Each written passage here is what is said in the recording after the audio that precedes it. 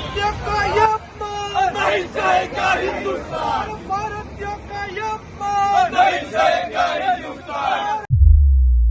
અમદાવાદમાં ભારતીય વિદ્યાર્થીઓ સાથે થયેલા અસમાન વ્યવહાર અને તેમની આતંકવાદી જેવી ટ્રીટમેન્ટ મળવાના વિરોધ આજે અમદાવાદના NSUI દ્વારા ગુજરાત યુનિવર્સિટી 4 રસ્તા ખાતે વિરોધ પ્રદર્શન આયોજન આવ્યું હતું.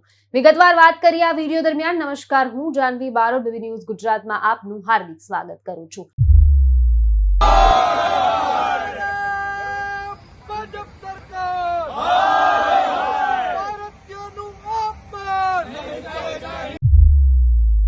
NSUI ના કાર્યકર્તાઓએ ભાજપ સરકાર વિરુદ્ધ નારા લગાવ્યા અને વિદેશ નીતિ પર નિષ્ફળતા માટે મોદી સરકારને જવાબદાર ઠહેરાવી હતી. પ્રદર્શન દરમિયાન NSUI ના નેતાઓએ આક્ષેપ કર્યો કે નરેન્દ્ર મોદી જ્યારે અમેરિકા ગયા હતા ત્યારે પોતાના મિત્ર ડોનાલ્ડ ટ્રમ્પને મળ્યા હતા અને ત્યારબાદ બીજા જ દિવસે 100 ભારતીય વિદ્યાર્થીઓને હાથ પગમાં હથકડી બાંધીને ભારત મોકલવામાં આવ્યા હતા.